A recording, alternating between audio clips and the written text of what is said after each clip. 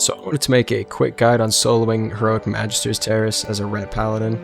You're going to want to start off with as many buffs as you can get, so use all consumables, flask, food. It makes a pretty big difference here in the level 70 dungeons. These two mobs at the start don't always aggro, but sometimes they do, so just go ahead and kill them if they do. You can skip the pack to the right and the pack to the left just by hugging the tree. And then you can skip this upcoming pack as well by rocket booting and strafing right before you run through the threshold. This will force a movement packet right before you cross their threshold, and it'll allow you to get through on a little bit of lag, and you won't have to kill them. This works on a lot of different mobs this way. You're going to want to pull the pack in the middle using taunt, so you don't accidentally seal of command the boss and pull it. If you do, it's probably going to be a wipe. You could pull the third pack as well, but since Divine Storm and Seal of Command only hit so many targets, I don't think it's really worth it.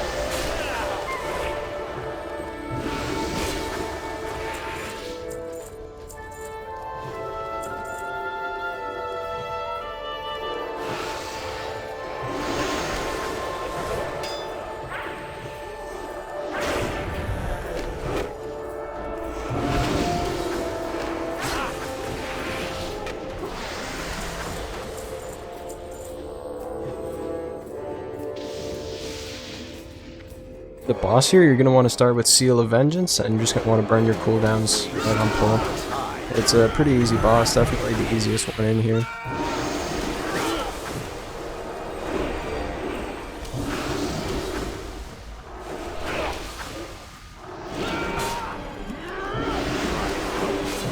Target change. If you have less gear, you might want to kill the Fall Crystal. Even then, it's likely you can just keep burning the boss and use Divine Protection and outlast the damage buff that he gets from the Fall Crystal.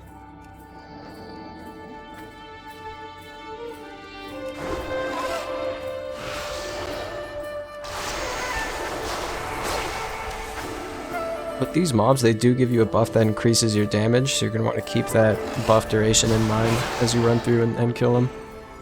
You're going to want to have preferably max stacks and max duration of the buff when you pull the boss.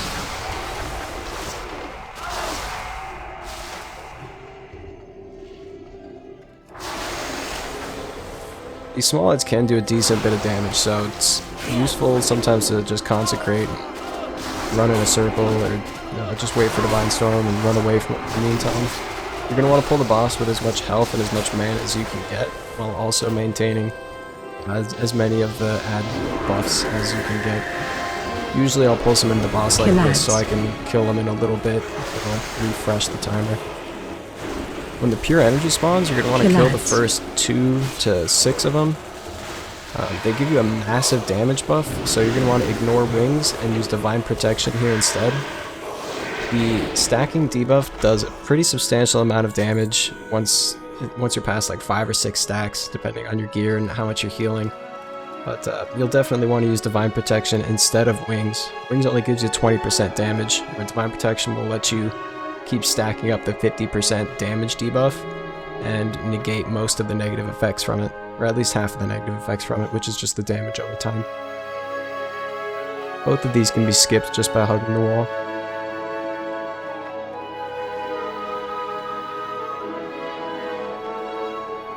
This entire room here can be skipped as well. You just need to wait for the pathing mobs. Sometimes I believe there's 2 mobs that path together, but either way, just want to wait a couple seconds and you'll be able to go past. And then you're going to want to go to the left here behind this tree and hug the wall.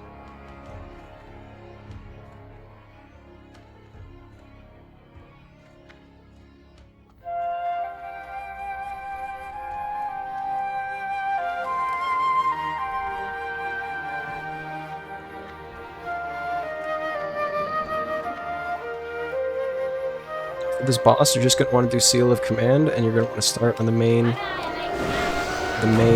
boss here, pop your damage cooldowns. You're going to want to start with a Hodge. There's a weird thing where even if you interrupt the heal, the boss won't die unless it's like silenced or stunned, so I just like to start with a Hodge and do a little bit of overkill, and it gets it done pretty quickly.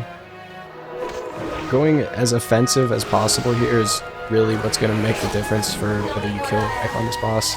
Might even want to consider using sappers or something like that. But you want to be as offensive as possible. Playing it defensive will take a lot of time, and you'll have to CC, and it's just a bit more of a headache.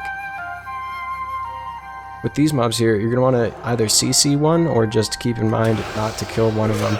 Once the pack dies, the RP for the boss will start, and he'll no longer be engageable for about, I think it's 30 or 45 seconds. So by doing this, you can skip that RP, and then you just kill the extra NPC during the boss.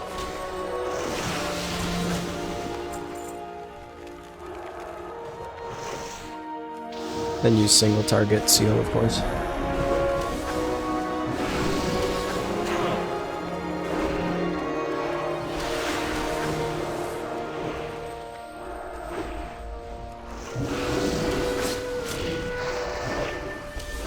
Kill ads. When the Phoenix spawns, if you have less gear, you can focus it and then kill the egg that spawns after. But with enough gear, you can pretty much just ignore it and kill it with cleave. Turn your world upside down. Now for phase 2, you're still going to want to stay out of these bubbles as best you can. You can pop Divine Protection to have a little bit better uptime and do some more damage, but they really truck your health, so you're going to want to do your best to stay out of them. And just DPS with ranged abilities like Hammer, Exorcism, and Judgment. My demise accomplishes nothing. The Master will have you. Without taking the time to pause for different reasons throughout this video, it should be about a 5-minute run. It's pretty efficient, and it's easy to repeat daily. Thanks for watching.